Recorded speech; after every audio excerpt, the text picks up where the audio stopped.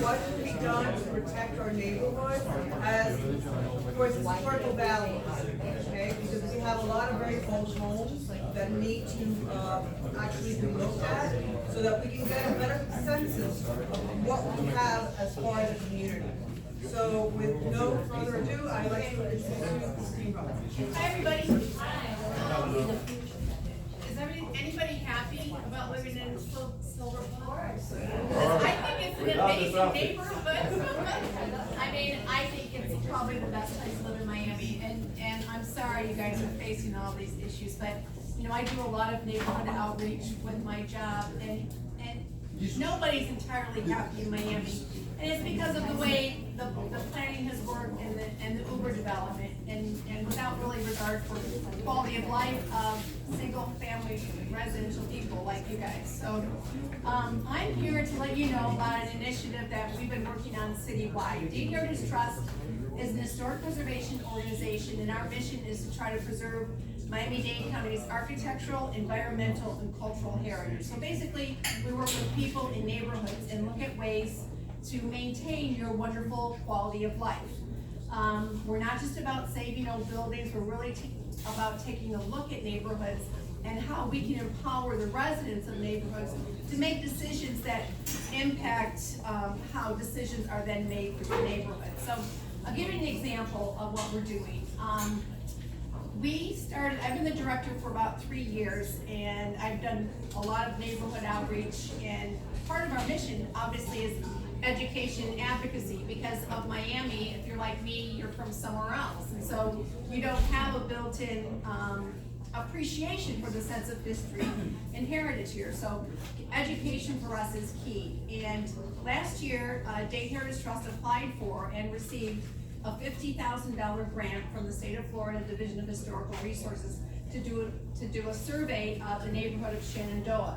Now, what a survey means is that we hire an expert team to go out and look at the architectural integrity, the cultural history of the neighborhood, and then we hand that report over to the residents of Shenandoah, as well as supply the report to the Division of Historical Resources. So what this does is educate people about their neighborhood.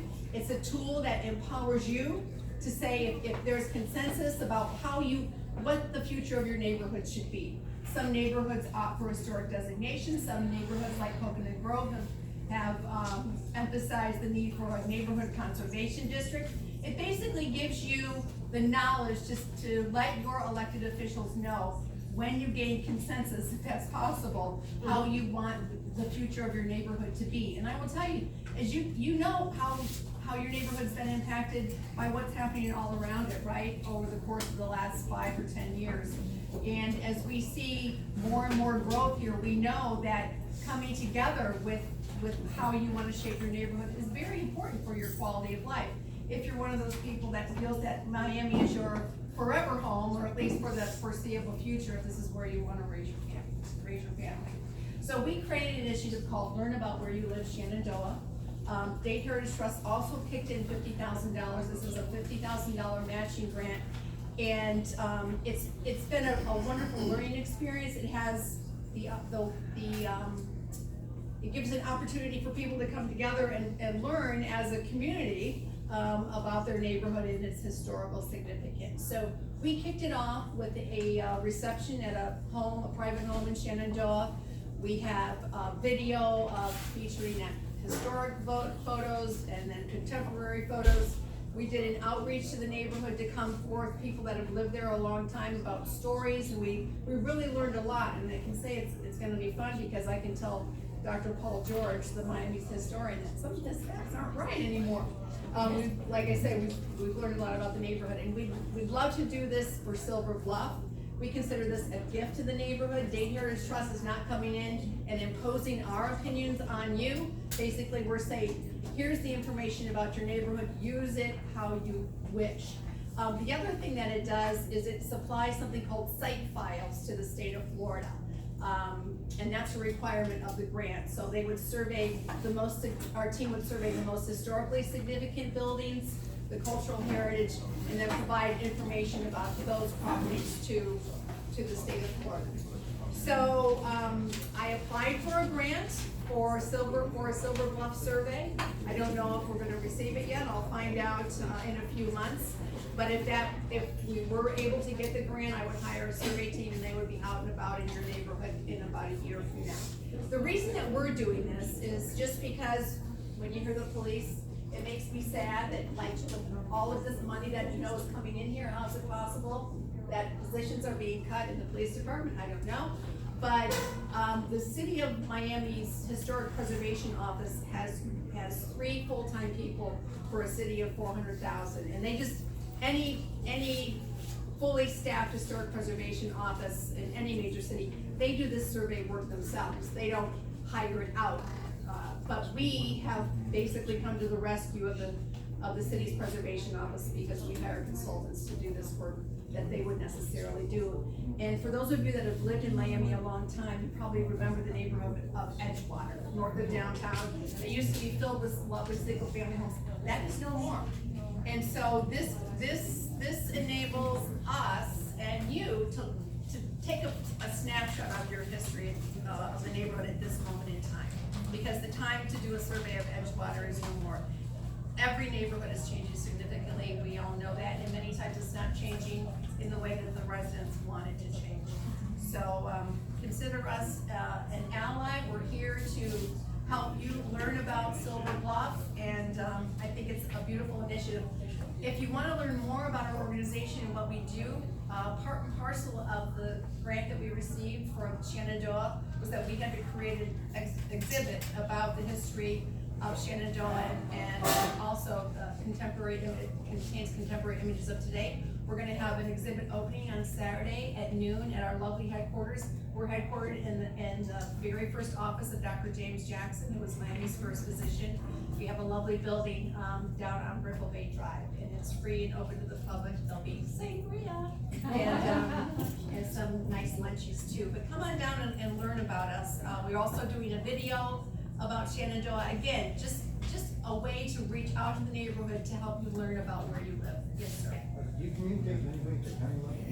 We do. I work with the County Preservation Office, and right now, we're working on doing a grant or a similar survey for the unincorporated Miami-Dade neighborhood, traditionally African-American neighborhood of Brownsville, because they're suffering from something called climate gentrification, where because Brownsville is on high ground, similar to you, it's very, very attractive to the development community. So people everywhere are concerned about, losing the aesthetic of their neighborhoods. So what we did is that we produced this postcard for the reception, and then we did a postcard just urging people to contact us. I've got a refrigerator magnet and a sticker, and we would do the same. We brand this the same way for Silver Bluff and for Brownsville, and hopefully we're going to continue these efforts where the city of preservation staff can't do it because of their short staff. So if there's any questions, I'm happy to answer them. I'm going to leave some of our magazines up here. I didn't know there'd be that many people here tonight. It's awesome. You guys are so active. And then also we do monthly bike tours and walking tours. And on August 11th, we have a tour called Bike the Bluff. So normally we get about 25 to 30 riders. We meet at Dade Heritage Trust, and then we do guided tours through different urban Miami neighborhoods. So join us. You guys could provide some great information. I'm going to leave these here also, and I hope you stop in and see us down on Brickell Bay Drive. It's lovely. If you take Coral Way all the way to the end where it dead ends, just take our little buildings on the right. You can't miss it. We're surrounded by high rises, and we're in this lovely little wood frame building constructed in 1905. Yes. So, any questions or anything? Okay. All right. Great. Christine, thank you so much for Thank coming.